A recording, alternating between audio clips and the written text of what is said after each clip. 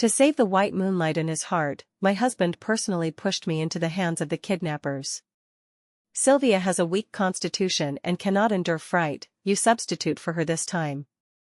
During the 3 days of kidnapping, I endured inhuman torment.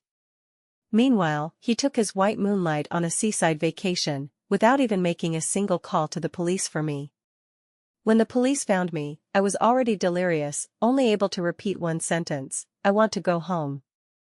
Later, he finally took me home. But I huddled in the corner, trembling, this isn't my home, I want to go home. With reddened eyes, he asked me, tell me, where is your home?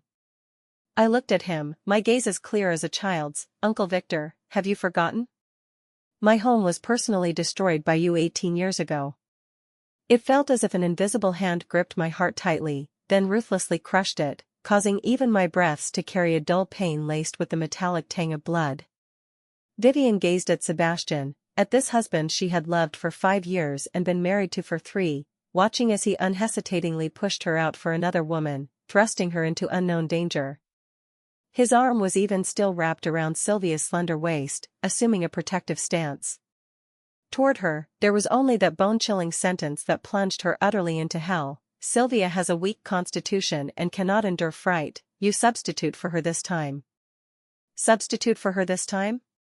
Substitute for her in being kidnapped? Endure all the possible horrific things in her place? Vivian opened her mouth, but her throat felt blocked by scorching gravel, unable to produce a single sound. She looked at Sebastian, the last flicker of light in her eyes extinguishing. The kidnappers roughly seized her arm, dragging her toward the dilapidated van, the force pinching her bones painfully, yet it was far less than 1/10,000th of the ache in her heart. The van door slammed shut with a whoosh, cutting off the faint outside light and also Sebastian's indifferent face. The compartment was filled with the stench of smoke and sweat. Vivian curled up in the corner, her body uncontrollably trembling. She did not cry, only feeling cold, a chill seeping from the depths of her bone marrow. She was taken to an abandoned warehouse, the air thick with the smell of rust and mold. The following 3 days were the longest nightmare of Vivian's life. Darkness, hunger, endless threats, and blows raining down on her body.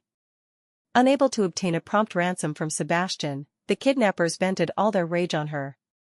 Damn it! Doesn't Sebastian care about you at all? Where's the money? It seems in his eyes, you're worth nothing. The sharp crack of the belt against her skin brought burning pain. She bit through her lip, the metallic taste of blood spreading in her mouth, yet she never begged for mercy. Because she knew begging was useless. The person she should seek help from was at that moment enjoying the sun and beach at the seaside with his beloved white moonlight.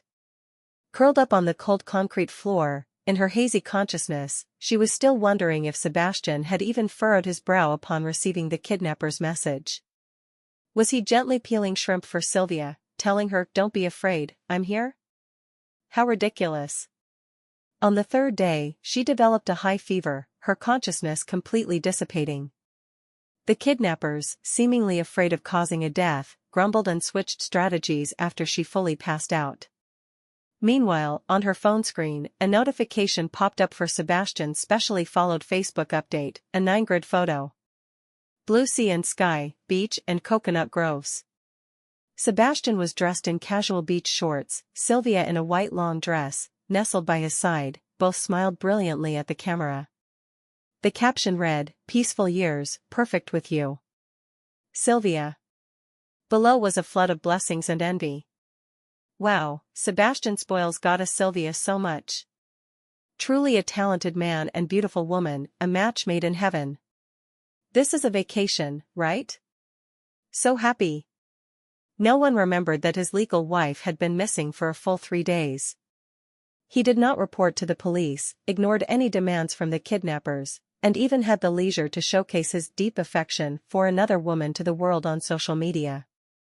When the warehouse door was crashed open by the police, the intense light piercing her eyes, Vivian curled up fiercely like an overly frightened small beast, using her arms to shield her eyes tightly. "Don't hit me. Please don't hit me." Her voice was hoarse and dry, carrying evident neurosis. "Ma'am, don't be afraid, we're the police, you're safe now." The female officer's gentle voice came, attempting to approach. But Vivian only curled herself into a tighter ball, her whole body shaking like a leaf in the wind, repeatedly muttering the same sentence over and over, with a sobbing tone and endless longing, "I want to go home. I want to go home." She was sent to the hospital with multiple soft tissue contusions, mild concussion, severe dehydration and malnutrition, but the more severe issue was the psychological trauma. The psychologist's initial diagnosis indicated that due to extreme fright and stimulation, she exhibited post-traumatic stress disorder, PTSD, accompanied by dissociative symptoms, cognitive regression, and behavioral reversion to early childhood. She rejected anyone's approach, only hugging her knees, curled in the corner of the hospital bed, murmuring over and over, "I want to go home." Sebastian only hurried back the next day. Upon receiving the police notification, he was accompanying Sylvia in selecting new jewelry. The official tone on the other end of the phone inexplicably tightened his heart, but this emotion was quickly replaced by impatience. What was Vivian up to now? Kidnapped for 3 days, found by the police? What a hassle. Until he pushed open the ward door and saw that frail figure that seemed as if it would shatter at a touch. Vivian, in oversized hospital gown, hugged her knees sitting on the snow-white bed, her chin pointed pitifully, her face devoid of any color. Hearing the door open, she lifted her head in terror, seeing it was him, her pupils contracted sharply, as if seeing something extremely horrifying. She retreated fiercely, her back slamming hard against the cold wall with a dull thud. "Don't come over! Don't come over," she screamed, her gaze scattered and fearful. Sebastian's steps froze in place. The Vivian before him was so unfamiliar it startled his heart. Her previous gazes toward him always carried cautious admiration and warm light, not like now, pure, unmasked fear and rejection. "Vivian?" He tried to speak, his voice unknowingly dry. "I want to go home." Vivian no longer looked at him, burying her face in her knees, her body trembling violently, beginning to repeat that sentence again, "Let me go home. I want to go home." Sebastian furrowed his brows tightly, the inexplicable irritation in his heart growing stronger. He stepped forward, patiently, "Stop fussing, you're still ill. Once the doctor says you're better, I'll take you home." The home he referred to was naturally the villa they lived in after marriage, that building he rarely returned to, cold like a model room. Who knew this sentence would stimulate Vivian? She lifted her head abruptly, staring straight at him, her gaze filled with childlike stubbornness and clear denial. "That's not my home." Sebastian's breath hitched, an unnamed anger surging in his heart, mixed with an indescribable panic. "Vivian, if that's not your home, then what is? Which home do you want to return to?" Vivian shuddered at his suddenly raised voice, her gaze becoming more confused, as if struggling to recall something or resisting immense pain. She shook her head forcefully, her lips trembling, tears rolling down in large drops without warning. Seeing her like this, the anger in Sebastian's heart seemed doused by ice water, leaving only a vacant stinging pain. Looking at her fragile form that seemed to shatter at a touch, for the first time, he softened his voice in front of her, with a coaxing and urgency he himself could not understand. Okay, we won't go back to that home. Then tell me, where is your home? Vivian, tell me, I'll take you back." He called her Vivian. In their 3 years of marriage, this was the first time he used such a nearly gentle address. Vivian lifted her tear-blurred face, her gaze passing through him, as if seeing a very distant place. Her expression suddenly became strange, carrying a peculiar tone of a child imitating an adult, clear and enunciated word by word, pointing at the man before her whom she had once loved deeply and who had hurt her profoundly. "Uncle Sebastian, have you forgotten?" Sebastian's whole body jolted violently, as if struck by lightning. "Uncle Sebastian, this address." Immediately after, he heard the cruelest sentence of his life, uttered from her pale, cracked lips, with an innocent yet cruel arc. "My home was personally destroyed by you 18 years ago." Boom! Something exploded in Sebastian's mind. 18 years ago. Uncle Sebastian.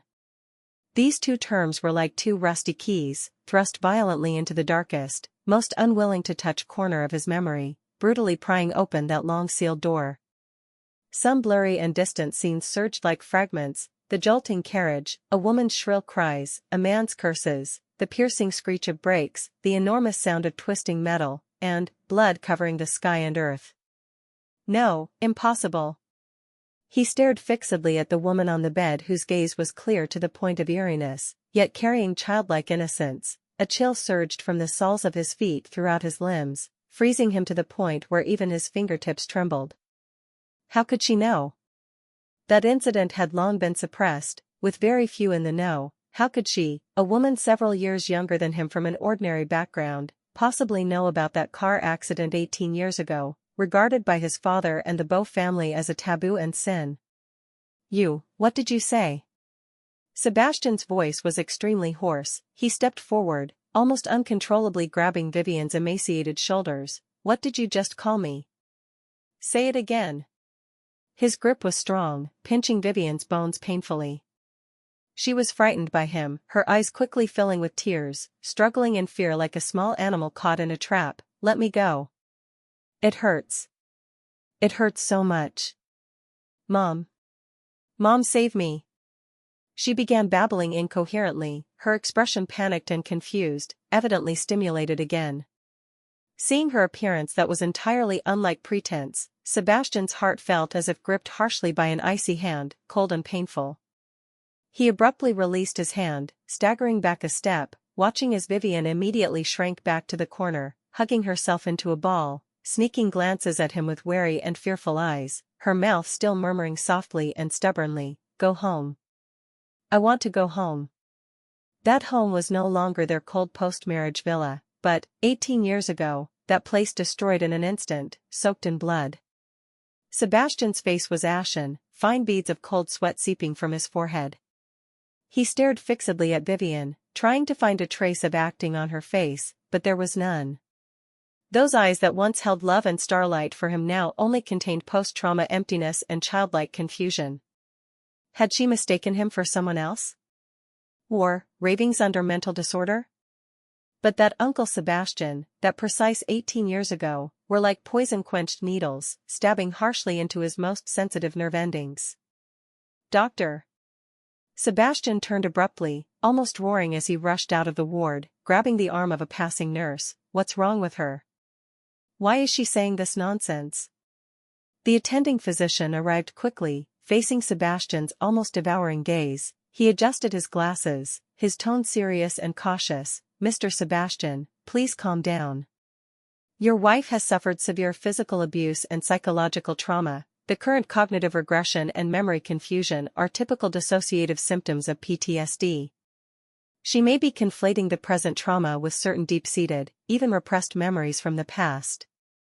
What she is saying now may stem from subconscious fragments and cannot be simply defined as nonsense." Subconscious fragments? Sebastian chewed on this term, his heart sinking continuously. Yes. Perhaps, in her past experiences, there were similar events that caused her extreme fear and helplessness, producing a superimposition effect with this kidnapping experience. The doctor chose his words carefully. Her current mindset is like that of a frightened child, instinctively seeking the initial safe haven, or reenacting the deepest fear. Initial safe haven? Deepest fear? Sebastian leaned against the cold wall, feeling all his strength drained. He irritably loosened his tie, yet found breathing still difficult. He immediately took out his phone, dialing his assistant, his voice suppressing immense turmoil. "Investigate. Thoroughly check Vivian's background for me.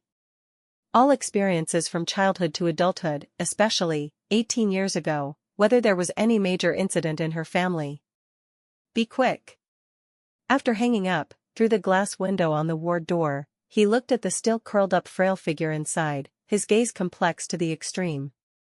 If what she said wasn't nonsense, if that car accident, the accident his father Victor, publicly respected as Mr. Victor, privately feared as King of Hell, had single-handedly planned and personally driven to eliminate a business rival, if Vivian was a survivor of that accident, or a related party. No, it couldn't be so coincidental. Sebastian closed his eyes forcefully, trying to dispel the churning blood in his mind. After that incident, his father used all connections to minimize the impact, and the victims' families were appeased through various means. Though young at the time, he vaguely knew that family. Sebastian abruptly opened his eyes, his pupils contracting sharply. When he married her, he had only skimmed the information, knowing her parents died early. She was raised by distant relatives, with a simple and clean background. He had never connected her to the Shin family from that car accident 18 years ago. A cold chill climbed along his spine, instantly seizing his heart. He married her? He married the orphan who might have been left destitute by his father's actions. In these 3 years, he neglected her, ignored her, and even recently, for Sylvia, personally pushed her into the kidnappers' hands, making her experience a despair similar to that of years ago, crying to heaven with no response, calling to earth in vain? Boom, this realization exploded like a heavy bomb in his mind, shattering his soul, permeating his limbs with a sinister coldness. He almost fled the hospital, not daring to face Vivian's clear yet cruel eyes anymore. Returning to the empty, cold villa, Sebastian felt for the first time how suffocating it was here. He slumped onto the sofa, fingers inserted into his hair, his mind in chaos. Vivian's fearful gaze, the image of Sylvia nestled by his side, the kidnappers' ferocious faces, and the blurry blood and cries in his memory, intertwined, nearly driving him mad. "Sebastian, what's wrong? Your face looks so bad." Sylvia called, her voice soft and concerned. "Is it because Sister Vivian, her condition is bad?" Hearing Sylvia's voice, an inexplicable irritation surged in Sebastian's heart. He used to think she was weak and needed protection, but now, this weakness had indirectly caused Vivian's tragedy. "She's fine." He interrupted harshly, "I'm a bit tired," hanging up first. Without waiting for Sylvia's response, he cut off the call. A few days later, the assistant delivered the preliminary investigation results. "Sebastian, Madam's background is indeed more complex than we previously knew." The assistant's voice was hesitant. "Her original name is indeed Vivian. Her parents died in a car accident when she was very young, around 18 years ago. She was then sent to distant relatives in a neighboring city for upbringing. That family was of ordinary means and seemed not too kind to her." "What about the specifics of the car accident?" Sebastian urgently questioned, his voice carrying an unnoticed tremble. "The records from that year are very vague, classified as an accidental traffic incident.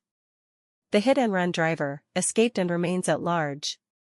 The assistant paused, cautiously adding, "I interviewed some local elders and vaguely heard that the accident was very tragic. Vivian's parents died on the spot. She was also in the car, reportedly witnessing the entire process but miraculously survived. Afterward, she suffered great shock and was autistic for a long time." Bang! The pen in Sebastian's hand fell onto the expensive carpet, splattering a small blob of ink. "Miraculously survived, witnessed the entire process." Each word was like a heavy hammer, smashing harshly into his heart. So, her calling him Uncle Sebastian was not a misidentification, but in her regressed childhood cognition, she precisely recognized him, the son of her enemy. So, her saying home was destroyed referred to 18 years ago, that complete home with parental love, ruined in the car accident personally orchestrated by his father. So, the home she repeatedly muttered to return to was before the tragedy, that still warm home protected by parents. And he, Sebastian, what had he given her in these 3 years? A cold marital cage, endless neglect and indifference, and finally, personally pushing her into another hell, making her relive the fear of losing everything and being at others' mercy from that year. He thought he just didn't love her, merely sacrificing an insignificant Mrs. Sebastian. Yet he didn't know he was personally tearing open a deeper, bloodier wound on the old scar of his enemy's daughter. "Get out," Sebastian hoarsely said, waving at the assistant. The office door was gently closed, isolating everything outside. Sebastian slumped back into the wide leather chair, using his arm to block his eyes, trying to shut out the light and also the regret and guilt that nearly drowned him. But it was useless. In the darkness, Vivian's clear yet cruel gaze in the ward became increasingly vivid. "Uncle Sebastian, have you forgotten? My home was personally destroyed by you 18 years ago. When Sebastian appeared at the hospital again, he looked haggard all around, with heavy dark circles under his eyes and stubble on his chin. In his hand, he carried an exquisite paper bag containing old-fashioned fruit candies that were popular decades ago, which he had people scour the entire city to find. He remembered a mention in the files that when Vivian was young, her father would bring her this kind of candy every time he returned from work. He reached the ward door, unexpectedly hesitant. Taking a deep breath, he pushed the door open. Vivian was still the same, hugging her knees on the sofa by the window, staring blankly outside. Sunlight shone on her pale, almost transparent face, giving a fragile beauty. Hearing the noise, she turned her head alertly, seeing it was him, her body visibly stiffened, but she did not dodge intensely like last time, only looking at him timidly with those deer-like moist and fearful eyes. Sebastian's heart felt as if stabbed harshly by something, sour and swollen. He forced what he thought was his gentlest smile, walked over, squatted in front of her, ensuring his height did not oppress her. He took out the retro-packaged fruit candies, opened it, and handed it to her, his voice extremely soft and gentle, with coaxing, "Vivian, look, what is this? It's the kind of candy your dad used to buy for you, right? Try it, do you like it?" Vivian's gaze was attracted by the colorful candies, a faint glimmer resembling recollection flashing in her eyes. She cautiously extended her hand, her fingertips trembling as she picked up an orange one, sniffing it at her nose tip. Sebastian held his breath, looking at her expectantly.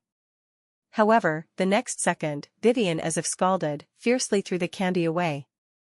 The paper-wrapped hard candy clattered to the ground, rolling to the corner. She lifted her head, looking at Sebastian, her gaze was still childlike innocence, yet carrying an eerie, time-penetrating insight. She tilted her head, asking lightly in an innocent tone, "Uncle Sebastian, this time, is there medicine in the candy too?" The candy hit the ground with a crisp sound, rolling a few times before stopping in the shadows. That sentence, light as a feather, was like an ice-quenched dagger, precisely stabbing into the deepest part of Sebastian's heart, then twisting harshly. "Uncle Sebastian, this time, is there medicine in the candy too?" Boom! A more violent, clearer explosion occurred in his mind than last time. This time, it was no longer blurry fragments, but accompanying this sentence, abruptly lifting the heaviest, dirtiest black cloth in the depths of his memory. It wasn't an accident, that car accident was not a simple accident at all. He remembered.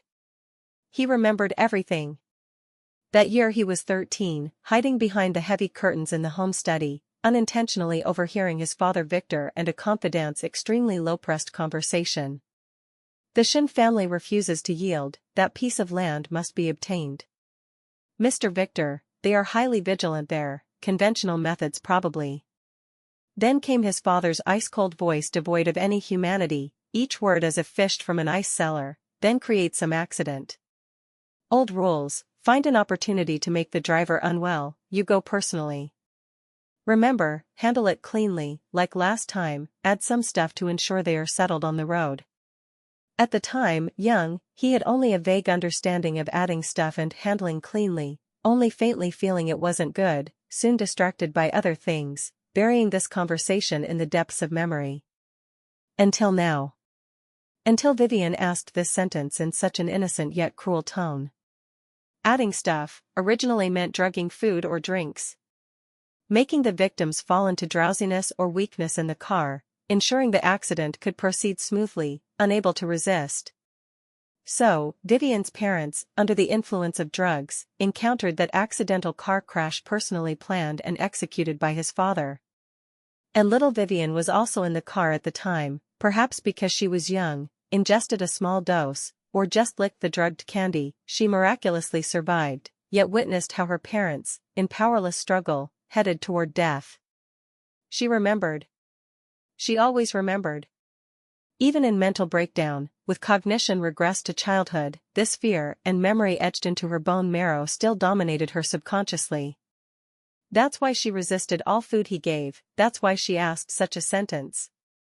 Sebastian's body, squatting on the ground, uncontrollably swayed, his face instantly pale as paper, large beads of cold sweat seeping from his forehead. He looked at the candy thrown away by Vivian, then at the indelible terror deep in her clear eyes, a wave of nausea churning in his stomach. Not because of how despicable and cruel his father's methods were, he had long known Victor was someone who stopped at nothing for profit. But because he, Sebastian, unknowingly, had repeated similar atrocities against the victim who endured all this. He pushed her out, leaving her isolated and helpless in the kidnapper's hands, reliving the despair from that year of being betrayed by someone trusted, even if her trust in him was one-sided marital trust, and pushed into desperation. A suppressed, near-vomiting sound squeezed from his throat. He stood up abruptly, staggering out of the ward, almost lunging to the corridor trash bin, retching violently, yet vomiting nothing, only the bitter bile burning his throat. Guilt, regret, and the belated horror and anger toward his father's actions, like countless icy venomous snakes, coiled around his heart, tightening more and more, nearly suffocating him. The assistant, hearing the sound, hurried over, seeing him like this, was startled. "Sebastian. Are you okay?" Sebastian supported himself on the trash bin edge, fingers straining to whiten knuckles. He lifted his head, eyes filled with bloodshot, voice terribly hoarse, carrying a desperate ruthlessness. "Investigate. Use all resources, dig for me. That car accident 18 years ago, all people involved, all details. Especially evidence about drugging. No matter the method, I want the full truth. Now. Immediately. He must know everything. Must confirm." This was not just Vivian's ravings under mental disorder, this was the blood debt owed by the Beau family. It was the debt he owed Vivian. The assistant, shocked by the unprecedented madness and pain in his eyes, dared not ask more, quickly responding, "Yes." Sebastian. In the following days, Sebastian mobilized all overt and covert forces, sparing no cost, even touching some gray areas, frantically excavating the old matters from 18 years ago. Meanwhile, Sylvia clearly felt Sebastian's neglect and absent-mindedness. 9 out of 10 of her calls were hung up, messages sank without trace. She couldn't help but go to the hospital. She had dressed meticulously, in a weak-looking white dress, carrying a thermos, appearing at Vivian's ward door. "Sebastian, I stewed soup to visit Sister Vivian." Her voice was gentle, with just the right amount of concern. Sebastian was sitting on the sofa in the ward, guarding Vivian who was staring blankly out the window. Heavy bruises under his eyes, stubble on his chin untended, his whole being exuded a somber fatigue. Hearing Sylvia's voice, he didn't even lift his head, only rolling out a cold word from his throat, "Scram." Sylvia's smile froze instantly, looking at him incredulously. "Sebastian, you. I told you to scram, don't you understand?" Sebastian finally lifted his eyes, the gaze devoid of past indulgence, leaving only bone-piercing chill and unmasked annoyance. "Don't come here again, and don't call me any more." "Why?" "Sebastian, is it because of her?" Sylvia's eyes reddened with grievance, pointing at Vivian. "She's already like this, a madwoman." "Shut up." Sebastian stood up abruptly, his voice sharply raised, carrying terrifying ferocity, scaring Sylvia into trembling. "Dare you say another word about her?" He stepped towards Sylvia, his tall figure carrying strong oppression. "Sylvia, I used to think you were just weak, needing protection. Now it seems you're stupid and vicious. If not for you, how could she become like this? Scram. Don't let me see you again." Sylvia, frightened by the ruthlessness in his eyes, paled, tears streamed down, unable to maintain her pitiful image anymore. She stamped her foot and ran away crying. Sebastian irritably tugged at his collar, feeling this woman's fake tears and voice nauseating. He turned, only to find Vivian on the sofa had at some point turned her head, quietly looking at him. Her gaze was still blank, misty, without focus, but in that instant, Sebastian seemed to see a flash deep in her eyes, resembling confusion, or an extremely distant, blurry scrutiny.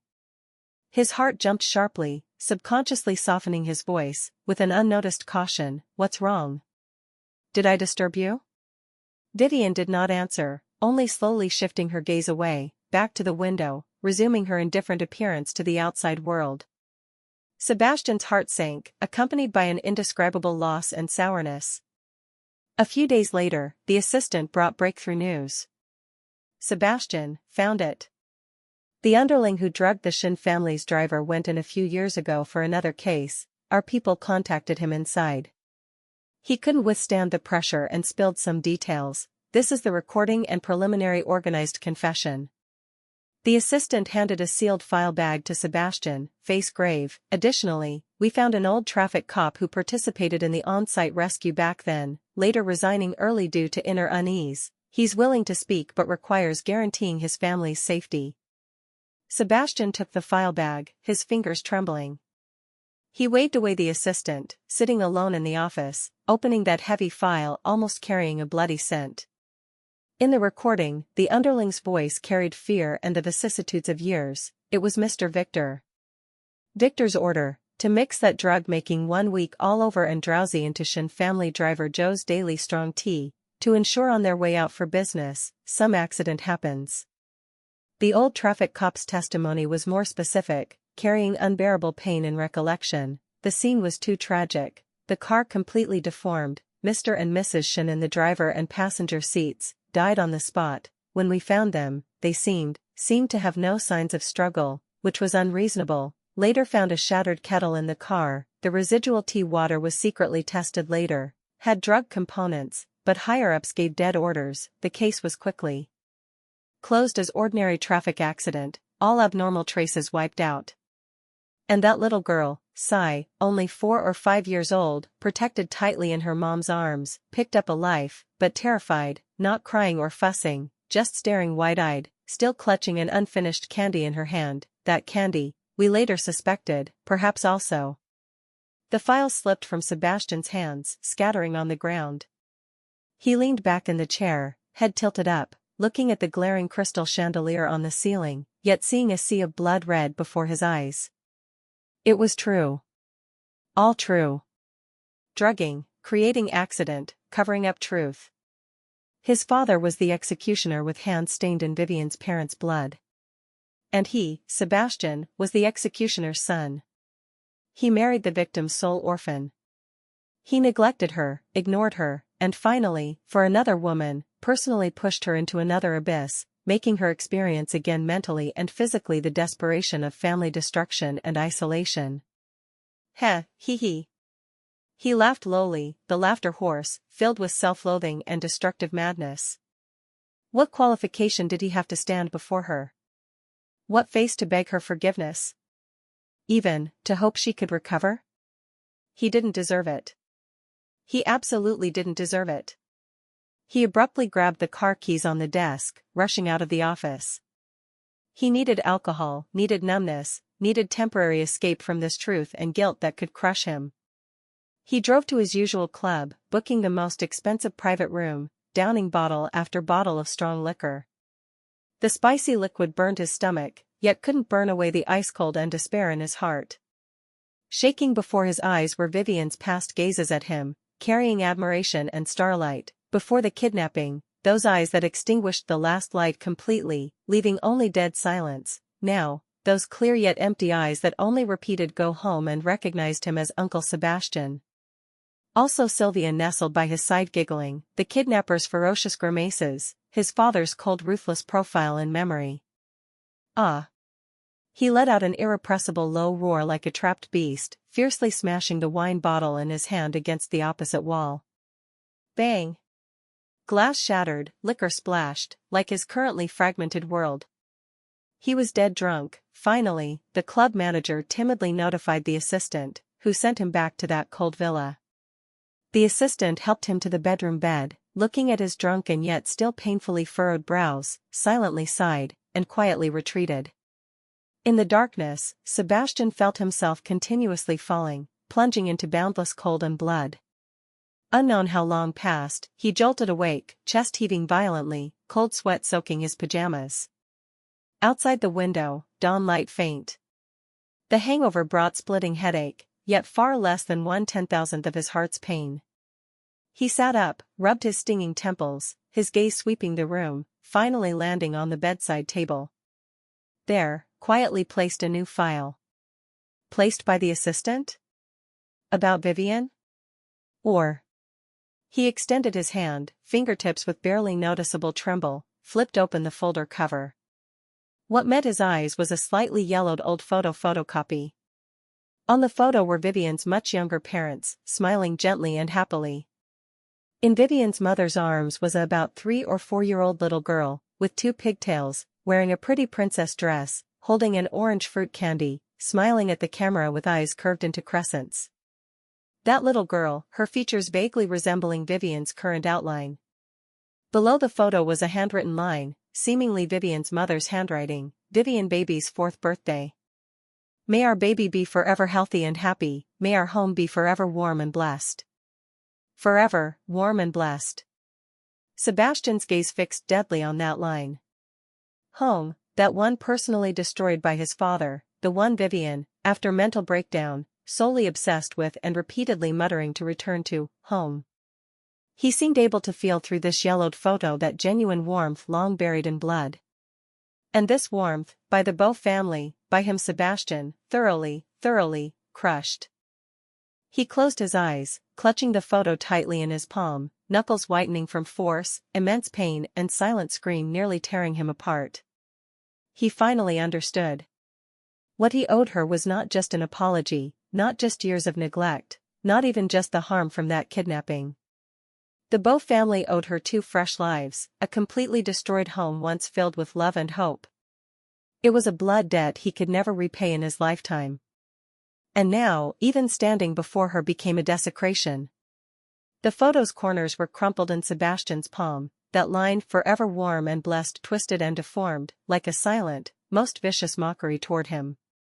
He fiercely crumpled the photo into a ball, smashing it hard against the wall. The paper ball fell softly, soundlessly, just like his futile anger at this moment.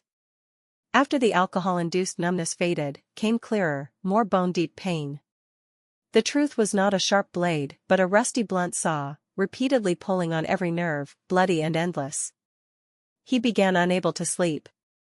Closing his eyes brought images of Vivian's parents weakly struggling under drug effects, finally mangled in violent impact, little Vivian, eyes wide in terror, watching her parents die horribly, still clutching that possibly drugged candy, himself, indifferently pushing Vivian to the kidnappers, repeating her deepest childhood nightmare.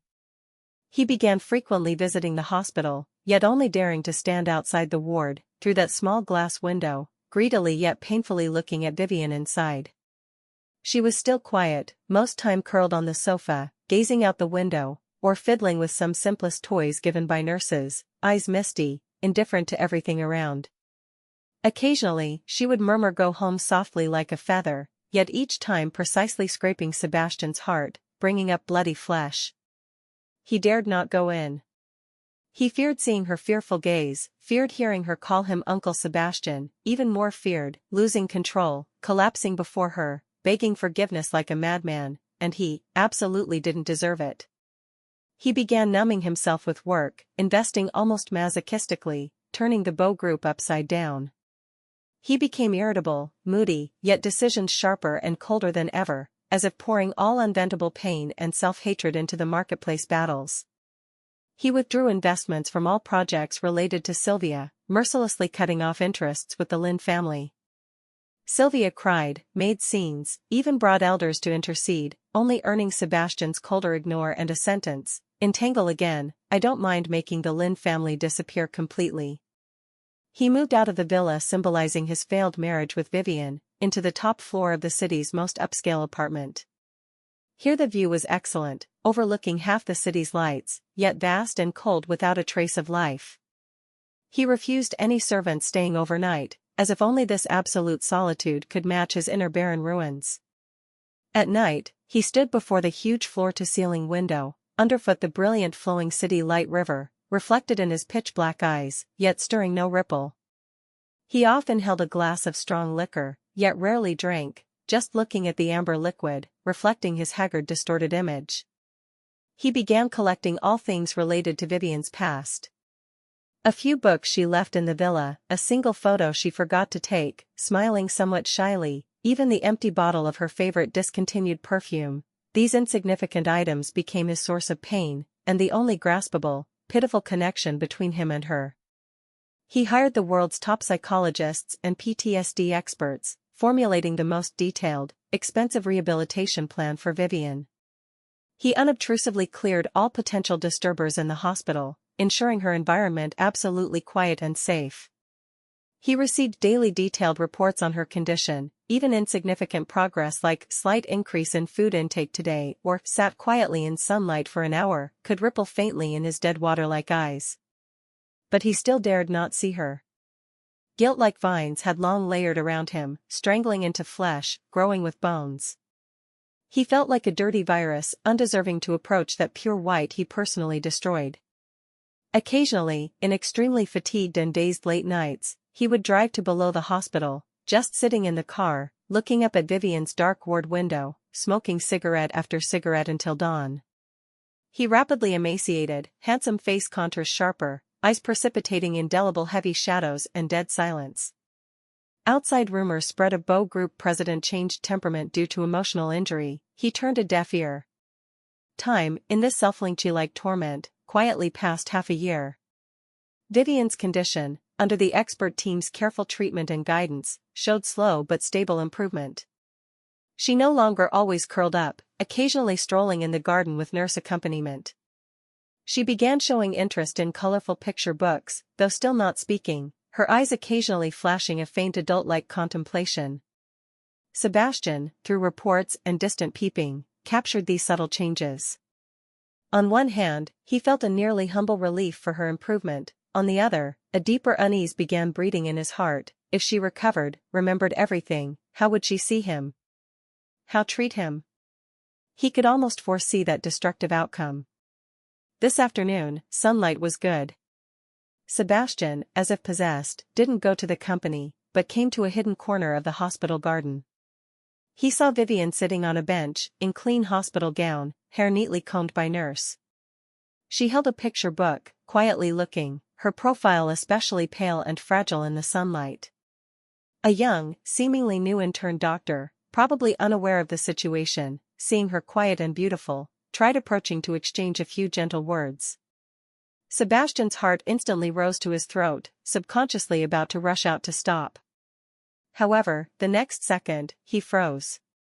Vivian lifted her head, looking at the intern. Her gaze was no longer completely empty and childlike, but carrying a clear, cold, adult alienation and rejection. She didn't speak, just frowned, then lowered her head, ignoring further. That look, like a bolt of lightning, split open Sebastian's muddled world. It wasn't the gaze of a madwoman. It was Vivian's gaze. The clear-eyed gaze of the Vivian who had once loved him, only to be cruelly wounded by him. She recovered? Or rather, she was awakening? This realization instantly froze his blood, then burned madly. Was it hope? Or greater fear? He almost fled in panic, not daring to confirm further. From that day, Sebastian became more anxious. He increased the frequency of obtaining Vivian's daily details, almost obsessively analyzing her every subtle action and expression. He found her spacing out time decreased, picture book time increased, even once the report mentioned, upon hearing an old pop song, her fingers unconsciously tapped rhythm on her knee. She was recovering. Silently, step by step emerging from that trauma-built fortress. Sebastian, in extreme torment, awaited the psychology expert team's phased assessment meeting. Madam's recovery exceeds expectations. Her cognitive functions are basically rebuilt, PTSD symptoms significantly reduced. Although for the kidnapping and earlier trauma memories, she seems still in a protective isolation state, or selective avoidance, but from current mental state assessment, she possesses conditions for discharge and deeper psychological intervention. The chief expert worded cautiously. Selective avoidance? Sebastian caught this term, voice dry. Yes. Simply put, she may remember, but unwilling to touch and acknowledge those overly painful memories. This is a psychological self-protection mechanism. The expert explained, next, needed is a safe, supportive environment to help her gradually integrate these memories, not forcibly uncover. Sebastian was silent for a long time, so long the air in the conference room almost solidified. Arrange her discharge. He finally spoke, voice exhausted to the extreme. I'll prepare the place. He mobilized all assets under his name, purchasing a manor in a suburban area by mountains and water, extremely secluded and quiet. Here security was strict, environment beautiful, equipped with most complete medical support and living facilities. He arranged it warm and comfortable, trying to create the safe, supportive environment the experts mentioned. But he knew in his heart, this was just another more exquisite cage. And he was the guard with ulterior motives. On Vivian's discharge day, Sebastian did not go personally. He sent his most capable female assistant, one of the few knowing part of the inside story. Alone in the vast cold new apartment, he was restless. He imagined Vivian's reaction stepping into that manor, blank? Fearful? Or, those awake cold eyes would directly see through his hypocritical arrangement? In the evening, the female assistant called. Sebastian, Madam is settled. She is very calm, no resistance, no curiosity or fear toward the environment. Just. The assistant paused, seeming to choose words. She asked. What about him? Sebastian's heart shrank sharply. What about him?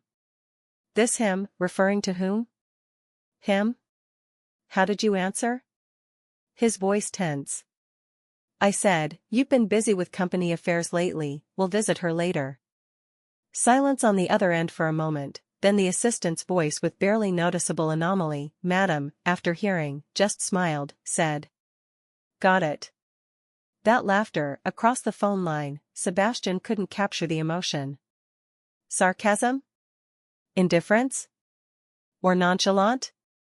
But this calm, this nearly eerie compliance, made him feel unprecedented panic. He knew, what should come, would eventually come. On the third day of Vivian's stay at the manor, Sebastian finally mustered courage, driving there. All the way he imagined various scenarios, rehearsing how to speak, apologize? Explain? Or continue pretending ignorant, just a guilt-ridden husband? The car entered the manor, stopping before the main building. He took a deep breath, pushed open the door. Sunset afterglow dyed the courtyard warm gold.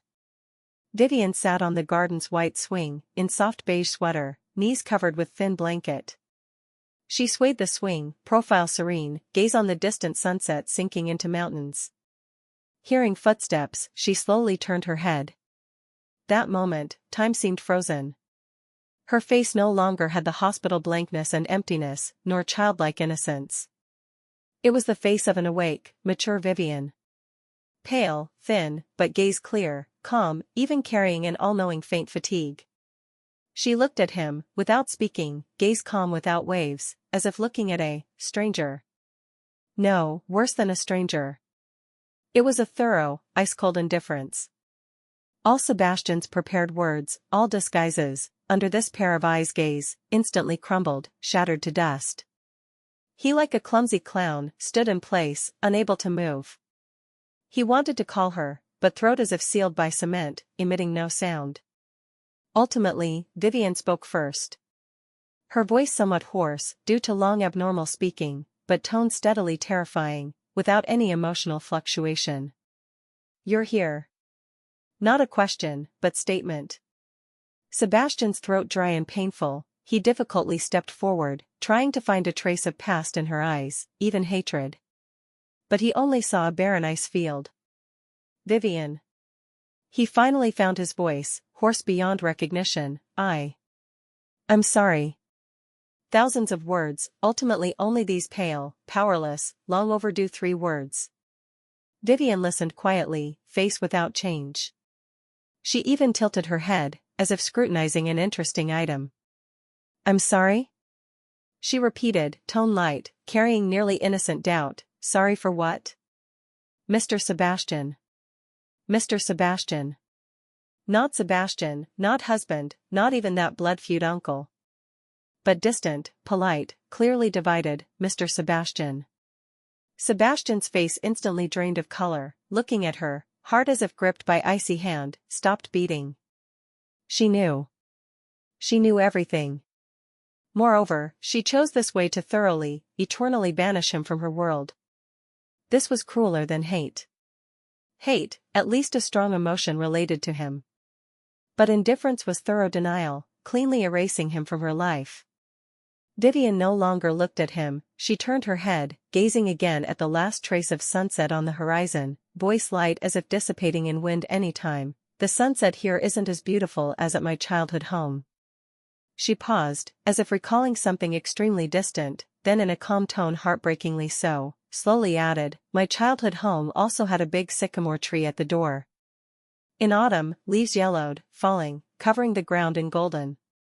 Dad would hold me, picking the prettiest leaves under the tree, Mom would smile aside, photographing us.